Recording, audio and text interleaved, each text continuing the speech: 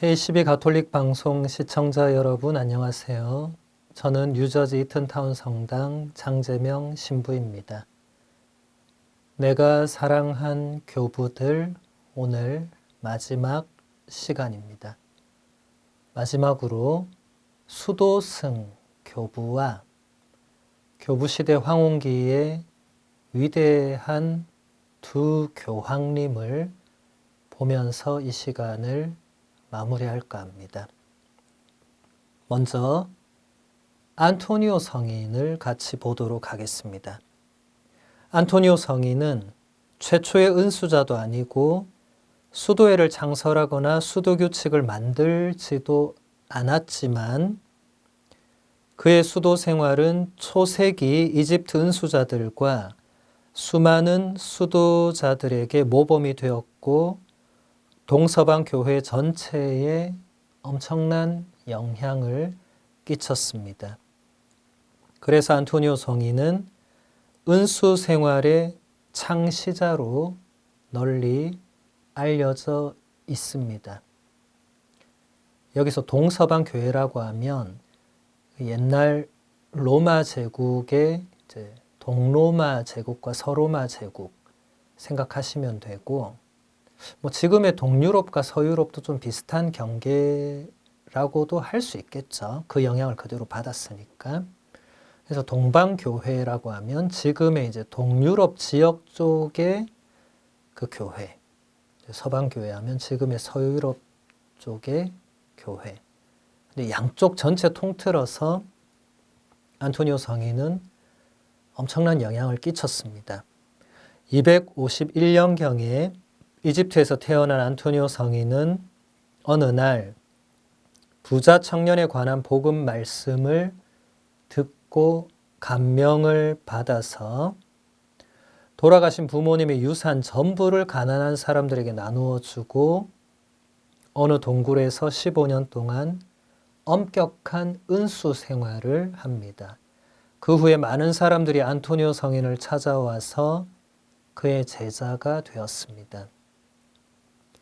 체계적인 신학 공부를 하지 않았지만 안토니오 성인은 오랜 은수 생활을 통해서 하느님의 지혜를 지닌 사람이 되었던 것입니다.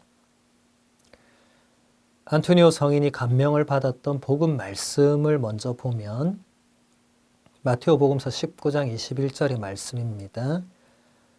네가 완전한 사람이 되려거든 가서 너의 재산을 팔아 가난한 이들에게 주어라.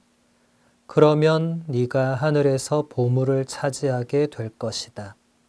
그리고 와서 나를 따라라. 여러분도 들어보셨던 이 부자 청년에 관한 이야기죠. 어떤 부자 청년이 예수님을 찾아와서 선생님, 제가 영원한 생명을 얻으려면 뭘 해야 됩니까? 이렇게 물어보니까 예수님이 10계명을 쭉 알려줍니다. 그러니까 그 청년이 그런 건 어려서부터 제가 다 지켜왔고 그런데도 뭔가 자신이 영원한 생명을 누리기에는 뭔가 부족하다고 느꼈겠죠. 그래서 뭘 더 해야 되냐 물었더니 예수님이 네가 가지고 있는 것을 모두 팔아서 가난한 사람들에게 나눠줘라.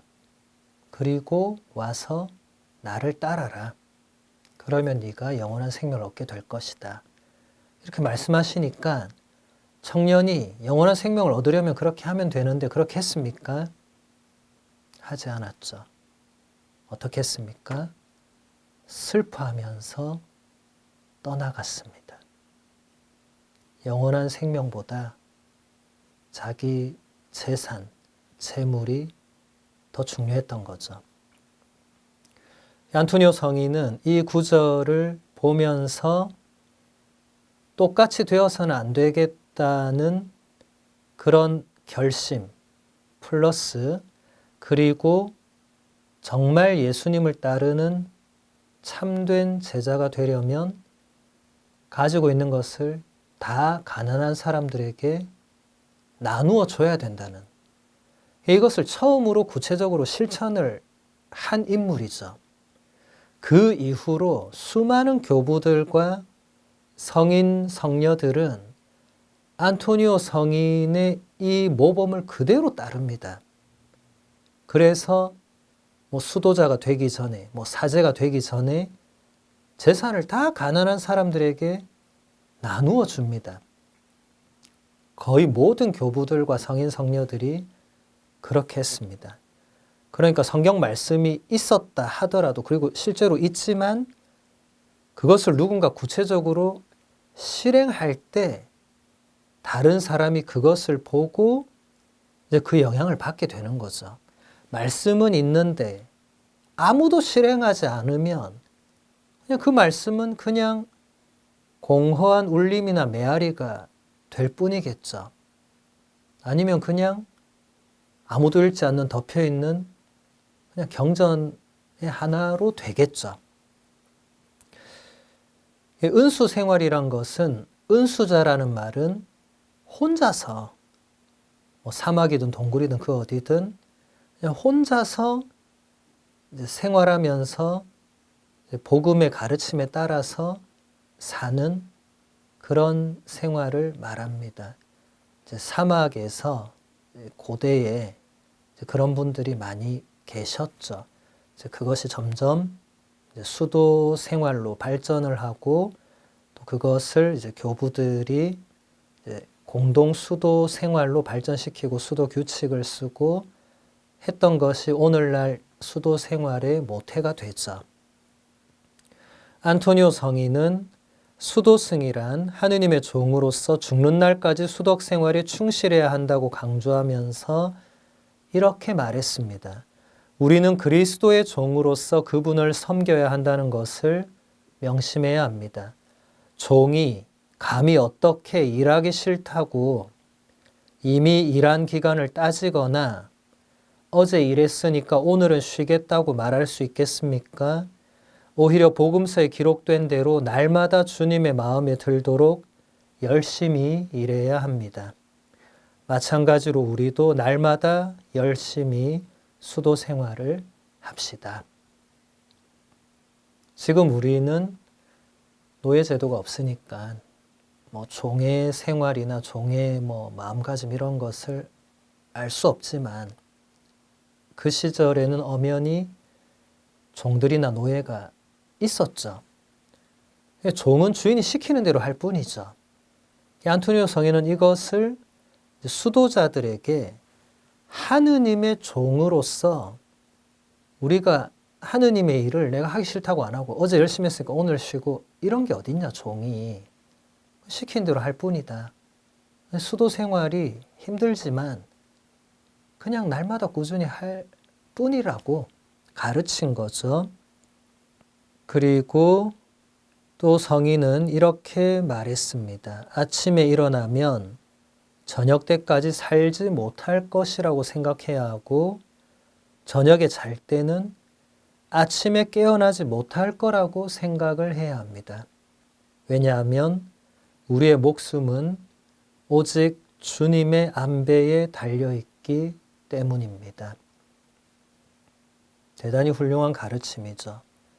아침에 우리가 눈을 떴을 때 그냥 오늘 하루밖에 살지 못할 거라고 생각한다면, 오늘이 내 인생의 마지막 날인 것처럼 산다면, 우리가 오늘 하루를 아무렇지 않게 무의미하게 나태하게 보내지 않겠죠. 대단히 의미 있게, 정말 뜻깊게 살려고 하겠죠.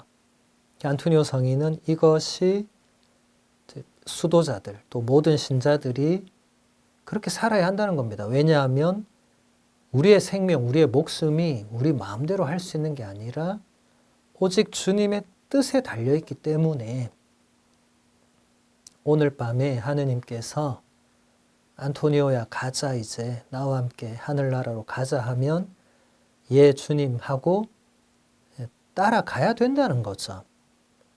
그게 수도자고 그게 신앙인의 삶이라는 것입니다. 안토니오 성인과 수도자들이 은수 생활을 할 수 있게 이끌어주는 가장 중요한 스승이 있었는데 그것은 바로 성경이었습니다. 항상 깨어 기도하라는 주님의 말씀에 따라서 은수자들은 시편 기도를 바치고 하느님의 말씀이 자신 안에서 살아 숨쉴 수 있도록 성경 말씀을 암송했습니다. 안토니오 성인에게 기도는 하느님의 말씀에 젖어드는 것이며 마귀의 유혹을 이겨내는 무기였습니다. 시편은 150편으로 되어 있는 정말 아름다운 기도문이죠. 그리고 그 안에 주제들도 우리 신앙인들이 겪을 수 있는 모든 내용들이 그 안에 담겨 있죠. 그래서 고대 그 사막의 은수자들은 끊임없이 시편으로 기도를 바쳤고, 물론 예수님도 시편으로 기도하셨고 유대인들도 지금도 시편으로 기도하고 있고, 우리 가톨릭 교회도 성물도라는 정말 시간마다 하나님께 기도를 바칠 수 있도록 만든 그 시간 전례 안에서도 주된 기도는 다 시편입니다. 그래서 여러분들도 시편으로 기도를 하다 보면 기도할 줄 모르는 사람도 시편으로 기도하면 됩니다. 시편을 읽으면서 그 기도에 자신의 마음을 담아서 기도를 바치다 보면 하느님의 마음을 헤아릴 수 있고, 이미 내가 겪고 있는 그런 시련과 고통을 이미 겪었던 누군가가 어떻게 탄원의 기도를 바쳤는가도 배울 수 있고 여러 가지로 유용하죠. 그리고 성경 말씀을 끊임없이 암송하는 것도 우리에게도 대단히 유용한 것이죠. 이제 사막의 교부들, 은수자들은 성경 말씀을 끊임없이 되뇌이는 그런 걸 많이 했습니다. 예를 들어서 내가 너희를 사랑한 것처럼 너희도 서로 사랑하여라 라는 예수님의 말씀을 그냥 의식적으로 계속 내가 뭔가를 하고 있을 때는 뭐 어쩔 수 없겠지만, 그러지 않을 때는 끊임없이, 현대인들은 그럴 때 그냥 멍 때리고 있잖아요. 그러지 않고 멍 때리는 시간에도 내가 너희를 사랑한 것처럼 너희도 서로 사랑하여라. 내가 너희를 사랑한 것처럼 너희도 서로 사랑하여라. 계속하면, 앵무새처럼 반복하는 게 아니라 그 말씀이 내 안에 점점점 들어와서, 아, 내가 예수님이 제자들을 사랑하신 것처럼, 그리고 예수님께서 나를 사랑하시는 것처럼 나도 그 사람을 사랑해야 되겠구나. 이런 깨달음으로 간다는 거죠. 다음으로 에바그리오라는 성인을 보도록 하겠습니다. 아마 이 이름은 여러분들에게는 조금 낯설은 이름일 건데, 에바그리오 성인은 345년경에 흑해 연안에 있는 폰투스라는 지방에서 태어났습니다. 그래서 폰투스의 에바그리오라고 불립니다.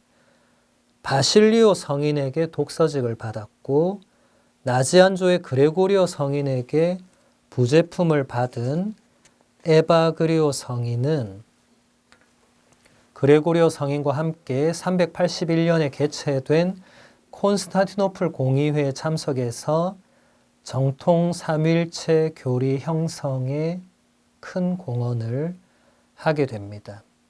그 뒤에 383년 이집트 사막에 정착을 했고, 이제 나머지 인생 전체를 수도승으로, 수도자로 살았던 인물입니다. 에바그리오 성인은 영성생활의 여정을 수행과 영지 두 가지로 나누었습니다. 현대식으로 표현을 하면 활동과 관상이 됩니다. 이제 신자들은 조금 이런 단어들이 낯설고 어렵지만, 이제 수도자들은 이제 쉽게 다가오죠. 왜냐하면 수사님들이 이제 활동을 하면서 이제 관상을 추구하는 이제 기도와 활동이 이제 같이 이루어지는 그런 생활을 하고 계시니까 이제 에바그리오 성인이 이것을 수행과 영지라는 단어로 표현을 했는데 먼저 수행은 육신으로부터 오는 그런 정념들의 정화를 목적으로 합니다. 곧 영혼을 어지럽히는 내적 세력 혹은 그 원인이 되는 마귀들과 싸우는 영적 투쟁이 바로 수행입니다.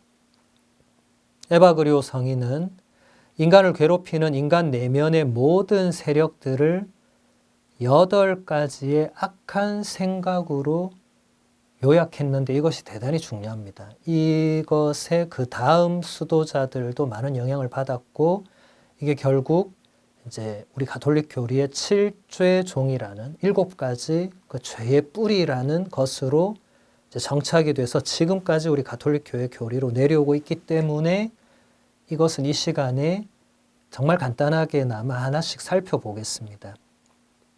수행자가 사막에서 제일 먼저 마주치는 내면의 적은 첫 번째 탐식입니다.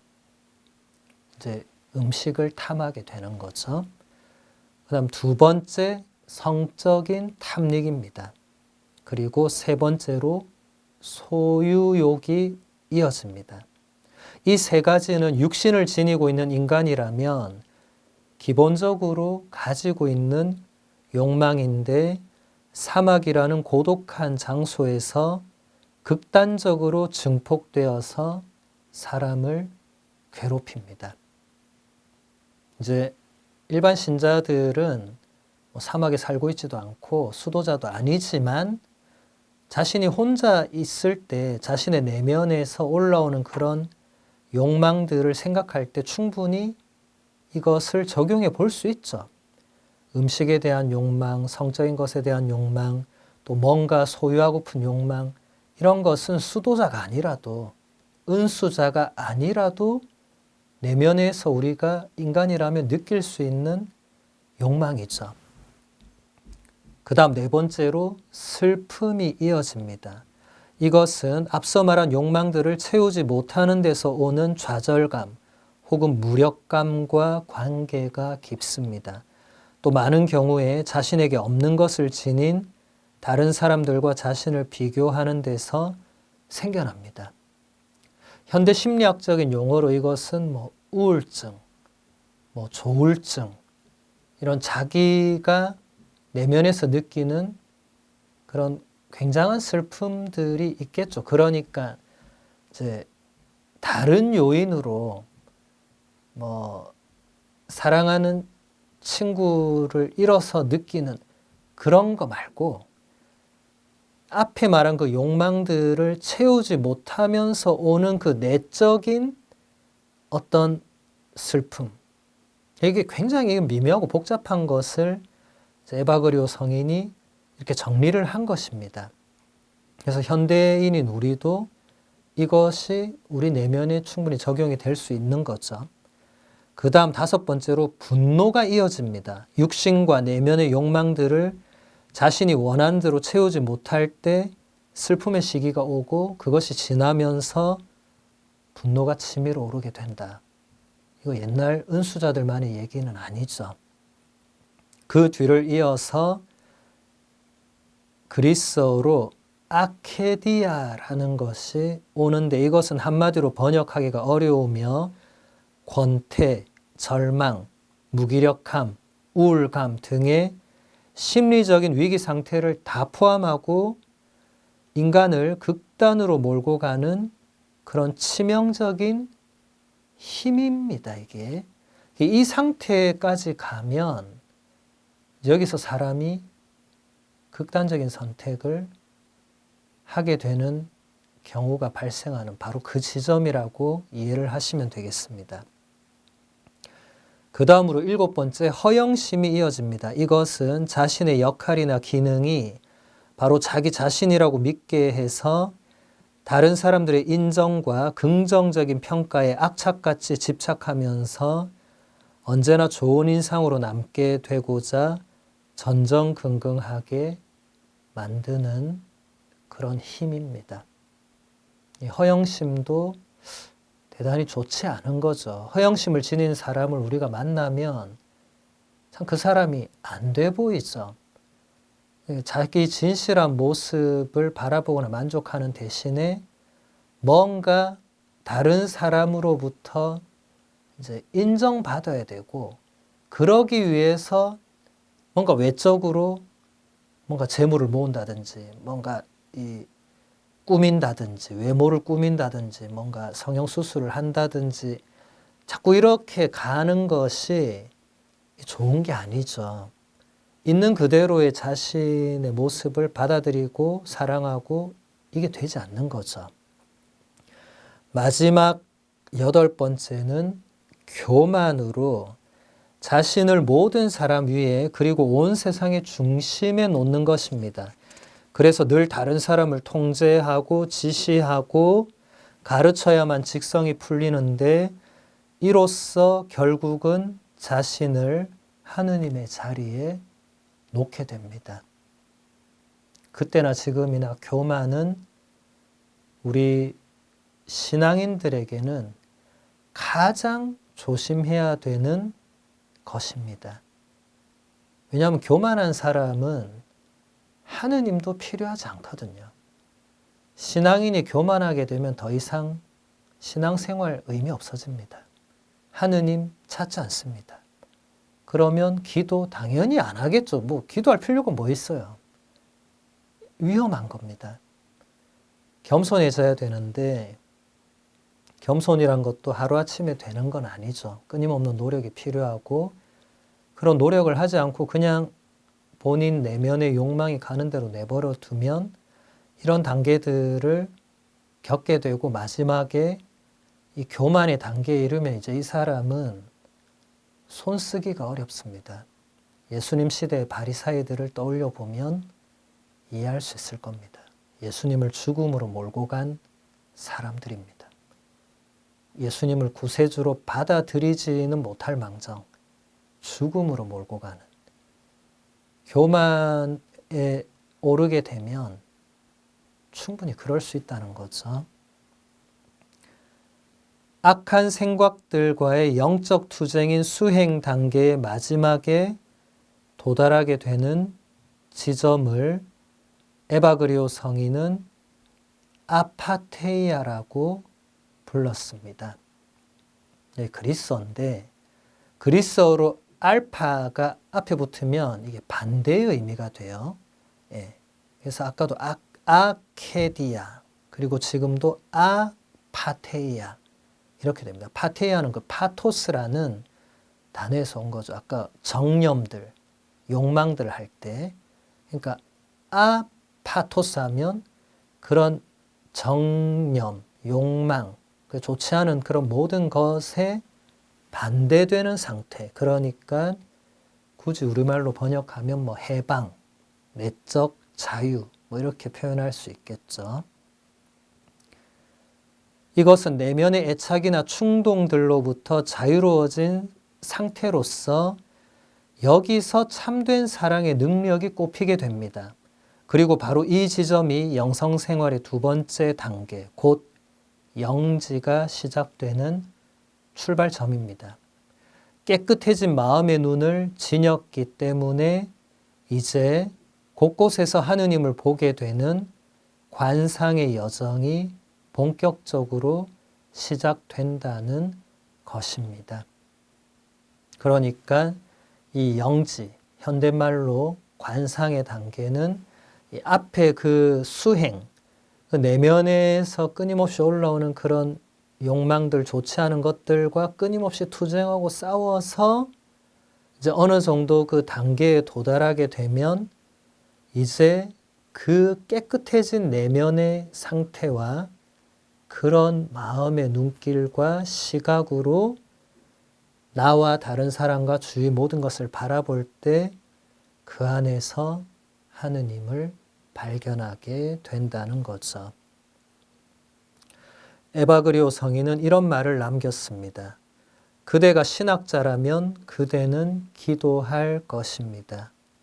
그대가 기도하고 있다면 그대는 신학자입니다. 이 대단히 유명한 말씀인데 신자 여러분 대부분은 신학교를 들어가시기가 거의 불가능하고 교리신학원 같은 곳도 거의 다녀보신 적이 없이 근데 평생 신앙생활을 하면서 사셨는데 지금 에바그리오 성인은 그런 여러분이 끊임없이 기도하고 있다면 여러분은 바로 신학자다. 꼭 신학을 배우고 그것을 막 학문적으로 연구하고 물론 그런 분은 전문적인 신학자들이시고 그럼 일반 신자들은 그냥 무지한 상태로 아니라는 거예요. 예. 기도하는 사람은 신학적으로 무지할 수 없다는 거예요. 끊임없이 기도하는 사람은. 신학이란 게 결국은 이 테올로지 영어로 이게 테올로지야. 이게 그리스어로 테오스와 로고스가 합쳐진 말이죠. 하느님에 대해서 혹은 하느님과 함께 말하는 거죠. 그러니까 기도하는 사람은 하느님에 대해서 혹은 하느님과 함께 대화를 나누죠. 그러니까 신학자죠. 그리고 반대로 신학자들은 기도를 해야 됩니다. 신학자인데 기도를 하지 않으면 그 신학하는 게 목적이 빗나가게 되죠. 그냥 학문으로 막 파고들게 되고 분석하게 되고 그게 신학의 최종 목적이 아니라는 겁니다.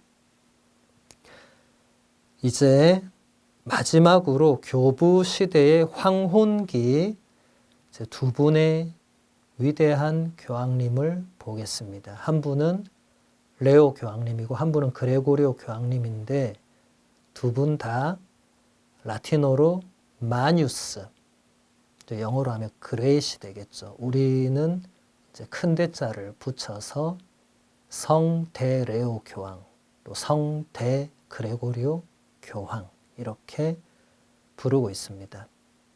2000년 교회 역사에서 지금 프란치스코 교황님까지 교황님이 266분이 이제 배출되셨는데 266분 중에 이 마뉴스라는 호칭이 붙은 분은 두 분밖에 없습니다. 레오 교황님과 그레고리오 교황님.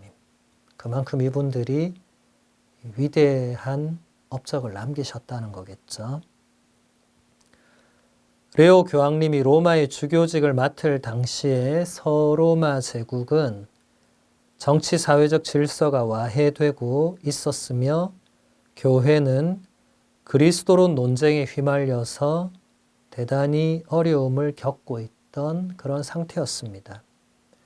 레오 교황님은 21년 동안 로마의 주교로 활동을 하셨고 461년 11월 10일에 세상을 떠나셨습니다. 교회는 바로 이날을 레오 성인의 축일로 지내고 있으며 1754년에 베네딕토 15세 교황님이 성인을 교회 학자로, 원래 정확한 원문은 박사인데 요즘은 그냥 교회 학자로 통일해서 번역을 하고 있습니다.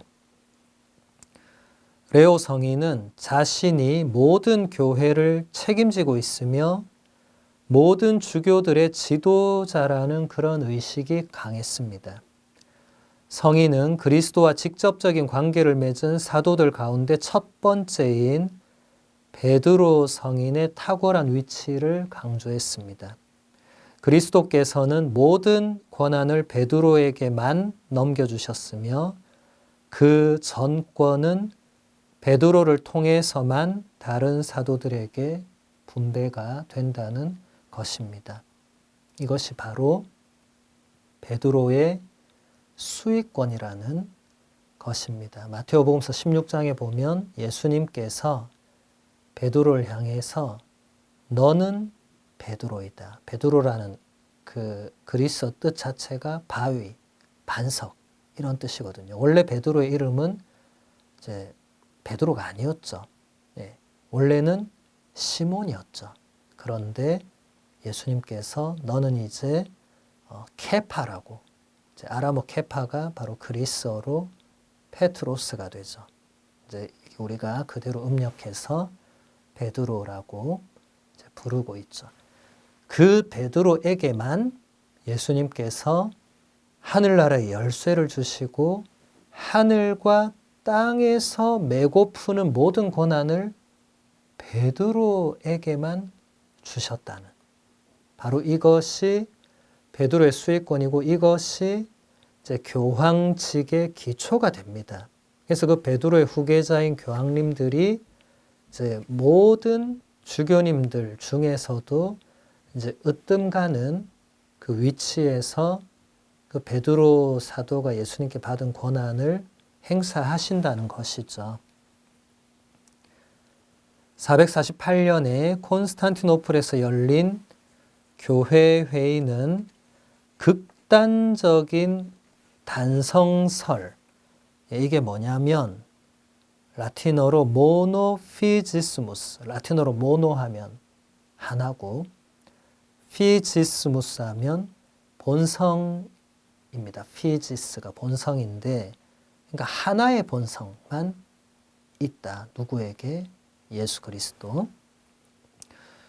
이것을 욥수도원이라는 곳의 수도원장 에우티케스라는 사람이 이제 그런 주장을 하고 사람들이 그렇게 가르치기 시작을 하면서 문제가 발생을 해요. 예수 그리스도는 본성이 하나밖에 없다. 우리가 지난 시간에 아우구스티노 성인의 구원론 배울 때 예수님이 이제 구원자이신 이유가 하느님과 사람 사이의 중재자, 하느님의 본성인 신성도 갖추고 있고 인간의 본성인 인성도 갖추고 있는 유일한 존재시기 때문에 양쪽 사이의 중재가 되는, 이게 우리 그리스도교 구원의 핵심적인 요소의 하나인데, 에우티케스라는 이 수도 원장은 예수 그리스도 안에는 본성이 하나밖에 없다고 주장을 하게 되면, 그러면 중재자이신 예수 그리스도 이게 무너져 버리죠. 왜냐하면 양쪽 본성을 가진 게 아니기 때문에 그렇습니다. 그래서 이 448년에 열린 이 콘스탄티노플 교회 회의는 이 주장을 단죄해요. 그것은 정통교의 가르침이 아니다. 그런데 에우티케스가 거기서 받아들이면 되는데 받아들이지 않고 이제 다른 몇몇 주교님들에게 자신의 주장을 그대로 담은 그런 편지를 보냅니다. 그래서 그 당시 콘스탄티노플 총대주교였던 플라비아노 대주교님이 이 문제가 보니까 좀 복잡한 거예요. 신학적으로도 그렇고. 그래서 그 당시 로마의 주교였던 레오 교황님께 편지를 보내서 이걸 어떻게 해결해야 되겠습니까? 라고 문의를 해요.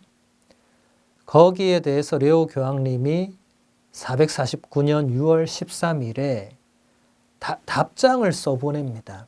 이것이 이제 플라비아노란 이름이 그대로 들어가서 플라비아노에게 보낸 교의 서간, 이제 라틴어로 토무스 앗 플라비아노, 대단히 유명한 편지고, 그 뒤에 이어지는 451년에 이제 칼케돈에서 공의회가 열리는데 거기서 이 편지의 내용이 그대로 받아들여지는 결정적인 역할을 하게 됩니다. 편지에서 교황님은 이렇게 말하고 있습니다. 하느님의 아드님께서 허약한 이 세상에 들어오셨습니다. 그분은 천상의 옥좌에서 내려오셨지만 새로운 질서 안에서 새롭게 태어나신 채 성부의 영광을 잃어버리지 않으셨습니다. 만물의 주님께서 헤아릴 수 없는 자신의 위엄을 감추시고 종의 모습을 취하셨습니다. 그분의 출생이 경이로울지라도 그 때문에 동정녀의 모태에서 나신 주 예수 그리스도 안에 있는 본성은 우리 인간의 본성과 다르지 않습니다. 참 하느님이신 그분은 참 인간이십니다. 인간의 비천함과 신성의 고귀함이 상호 관계에 있기 때문에 이러한 일치에는 어떠한 속임도 없습니다. 조금 어렵죠.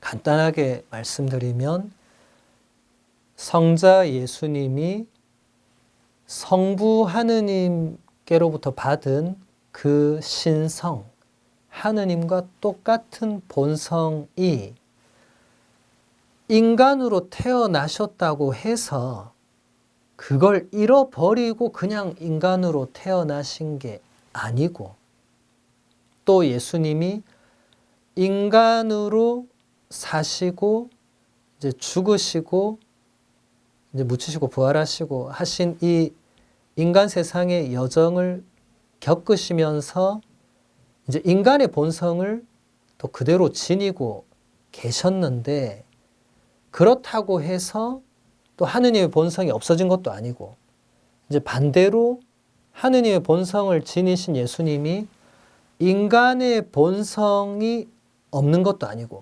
이것을 에우티케스는 이게 뭔가 복잡하니까 그냥 하나밖에 없다라고 단순화시켜서 설명한 건데, 근데 그렇게 해버리면 예수님은 하느님과 인간 사이의 중재자가 될 수 없고 온 인류의 구원자도 될 수가 없게 되죠. 이것은 초세기의 수많은 이단들과 결국 그 근본 뿌리는 같게 됩니다. 예수님이 하느님과 똑같으신 신성을 지니고 있고 또 우리와 똑같은 인성을 지니고 있다는 이것이 어느 한쪽이라도 무너지거나 이게 혼합되거나 한다면 문제가 발생할 수밖에 없습니다. 그래서 451년에 칼케돈에서 공의회가 열렸는데, 이 공의회는 교회 역사에서 로마 주교의 수익권을 인정해서 레오 교황님이 보낸 사절이 의장으로 임명된 첫 번째 보편 공의회가 되었습니다. 그 이전에는 로마의 주교이신 교황님이 그 회의를 개최하거나 이러지 않았고, 그냥 로마 제국의 황제가 모든 것을 다 통치하고 다스렸으니까 황제가 소집을 해서 325년 니케아 공의회 같은 경우도 황제가 직접 자신의 별장, 그래서 니케아에서 열린 거예요. 니케아에 황제 별장이 있었으니까 거기에 모든 주교들을 초대해서 회의를 했고, 계속 그런 시기였는데 이제 451년에 열린 이 칼케돈 공의회는 처음으로 이제 로마 주교, 교황님이죠. 교황님이 이제 그 중심이 돼서 교황님이 보낸 그 사절이 이제 공의회 의장이 되어서 회의를 주재하고 뭔가를 결정하고 했다는 겁니다. 첫 번째 그런 공의회고, 또 이 칼케돈 공의회는 레오 교황님이 플라비아노 주교에게 보낸 서간을 승인하고 이 내용을 바탕으로 신앙 고백문을 정식화하게 됩니다. 그래서 예수 그리스도라는 그 한 분 안에 하느님의 본성인 신성과 인간의 본성인 인성, 이 두 가지가 완벽하게 서로 혼합되거나 흡수되거나 섞이거나 뭐 이런 거 전혀 없이 정말 완벽하게 두 본성을 다 갖추고 있으면서도 한 분이신 존재라는 이 정식을 여기서 완성하게 되고, 이제 더 이상 예수 그리스도에 대해서는 이제 더 이상 다루지 않는, 그래서 정말 이 400년 가까이 끊임없이 예수 그리스도에 대한 수많은 이단들이 있었고, 거기에 대해서 교부들이 반박하고 싸우고 공의회가 결정을 내리고 했던 것이 이제 451년 이 공의회의 결정으로 마침표를 찍게 된 거죠. 거기에 결정적 영향을 끼친 분이 바로 레오 교황님이셨다는 것입니다. 마지막으로 그레고리오 대교황님을 보도록 하겠습니다. 그레고리오 교황님은 32살의 나이로 로마의 집정관이 될 만큼 세속적으로 출세의 길을 달리고 있었는데 세속의 명예를 다 버리고 자기 저택을 수도원으로 만들어서 수도 생활을 시작합니다. 그리고 펠라기우스 2세 교황님이 590년에 돌아가시게 되는데 그레고리오 성인이 그 뒤를 이어서 교황님으로 선출이 되었습니다. 그러니까 시대를 봐도 우리가 앞에서 봤던 성인들은 3세기, 4세기 주로 이렇게 봤는데 지금은 보면 이제 6세기 말, 이제 7세기 이렇게 그러니까 이제 교부 시대의 황혼기 이제 마지막 여정에 온 거죠. 그레고리오 성인은 교황님이 되신 후에 교회의 사목자들인 사제와 주교들의 영적 쇄신을 강조했습니다. 사목자는 기도와 성경 독서에 전념하는 것만으로는 충분하지 않고 맡겨진 신자들에게 구체적인 사랑과 도움을 주는 그런 실천이 병행되어야 한다는 점을 강조했습니다. 또 그레고리오 교황님은 세상의 착취와 불균형과 죄악이 만연해 있는 그런 현실을 성서신학적인 관점에서 이해하고 설명하려고 노력을 했습니다. 하느님께서 세상과 인간을 창조하셨을 때 만물은 조화를 이루었고 하느님의 모상대로 창조된 인간은 하느님과 동등한 본성을 지니고 있었지만 세상의 이런 조화와 균형이 깨진 것은 인간의 죄, 곧 원죄 때문이라고 설명합니다.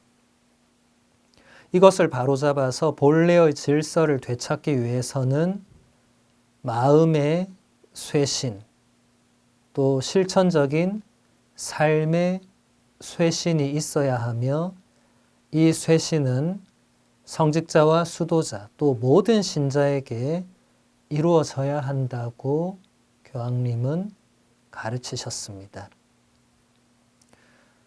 또 그레고리오 교황님은 전례 개혁을 주도한 분입니다. 여러분 그레고리안 성가 이런 말 들어보셨을 거예요. 그 그레고리안이란 이름이 바로 이 그레고리오 교황님의 이름, 그레고리오 교황님이 이제 만드신 이제 성가들, 이제 그런 걸 의미합니다. 교황님은 미사의 자비송에서 이제 우리가 주님 자비를 베푸소서라고 번역된 그리스 원문은 퀴리에 엘레이손인데 여기에 크리스테 엘레이손 그러니까 그리스도님 자비를 베푸소서 이것을 첨가하고 그리고 이것을 모든 신자가 다 함께 외쳤던 그리스 교회 방식대로 하지 말고 이제 주례사제와 회중이 서로 주고받는 방식으로 하도록 정했습니다. 그게 지금까지 이어져 오고 있죠. 여러분 미사 때 사제가 먼저 주님 자비를 베푸소서 하면 또 신자들이 주님 자비를 베푸소서 그리고 이어서 그리스도님 자비를 베푸소서 하면 또 신자들이 그리스도님 자비를 베푸소서 또 이어서 주님 이렇게 넘어가는 게 그레고리오 교황님의 전례 개혁 이후로 지금까지 1400년 거의 1500년이 다 돼가는 지금까지도 우리가 그렇게 하고 있죠. 또 사순 시기를 제외한 모든 전례 시기에 알렐루야를 노래하도록 했고 감사 기도 후에 그러니까 성체 축성과 이어지는 감사 기도들 다 끝나고 나서 주님의 기도를 모든 신자가 바치도록 했습니다. 지금 제가 말씀드리는 거 지금 우리 미사 때 그대로 다 하고 있는 거죠. 이걸 그레고리오 교황님이 이렇게 만들었다는 겁니다. 지금 전례의 굉장한 그 기본 틀을 이제 짜셨다는 거죠. 그레고리오 교황님은 또 에제키엘서를 해설하면서 이런 말씀을 하셨습니다. 하느님의 말씀은 그 말씀을 읽는 사람과 함께 자라납니다. 어디서 들어본 표현인 것 같지 않습니까? 지난 2006년에 한국에서도 이연학 수사님이 성경은 읽는 이와 함께 자란다라는 책을 내셨죠. 이제 그 제목이 바로 그레고리오 교황님의 이 에제키엘서 강의 이 부분을 이제 그대로 인용한 거죠. 말 그대로 성경 안에 하느님의 말씀이 담겨 있고 그 하느님의 말씀은 성경을 읽고 묵상하고 깨닫는 그 사람 안에서 그 말씀이 점점 더 자라나고 의미를 그 사람이 깨닫고 그 사람이 그 말씀대로 살려고 애를 쓰고 변화되고 한다는 겁니다. 반대로 말하면 성경을 아예 읽지 않는 사람은 그 사람 안에서 하느님의 말씀이 심어지지도 않겠죠. 잘하는 건 둘째 문제고 성경을 아예 안 읽고 신앙생활만 한다. 말이 안 된다는 겁니다. 우리가 지난 시간에 예로니모 성인에 대해 배울 때 성경의 사람이었던 그리고 하느님의 말씀과 사랑에 빠졌던 예로니모 성인이 얼마나 성경을 중요하게 생각했는지. 그런데 그게 베네딕토 16세 교황님은 예로니모 성인만 그렇게 한 게 아니고 모든 교부들과 성인 성녀들은 다 그렇게 했다고. 근데 특별히 예로니모 성인이 그 특별히 이제 성경에 대해서 그런 대단한 애정을 가진 분이셨고, 근데 지금 그레고리오 교황님도 보면 이제 이런 해석들을 남기실 정도면 이분도 그냥 성경 말씀을 늘 묵상하면서 사셨다는 게 드러나는 거죠. 또 그레고리오 교황님은 사목규칙이라는 작품에서 이런 말씀을 하고 있습니다.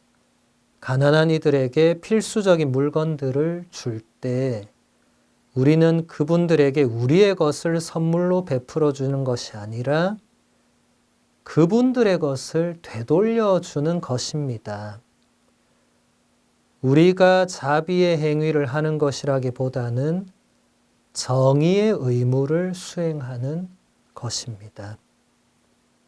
모든 교부들은 정말 거의 한 분도 빠짐없이 얘기한 공통 주제가 바로 가난한 사람들에게 우리가 뭔가를 행하는 것입니다. 그런데 그레고리오 교황님은 여기서 우리가 가난한 사람들한테 뭔가를 해준다고 생각하는 자체가 그거 아니라고. 그게 아니고 원래 그들이 지니고 있어야 했던 거를 되돌려 주는 것뿐이다. 그게 진짜 예수님이 마태오복음서 25장 최후의 심판에서 얘기하셨던 그 말씀의 참된 의미는 바로 그것이다.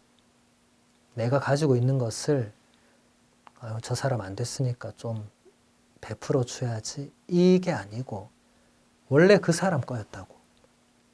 그 돌려줘야 된다고.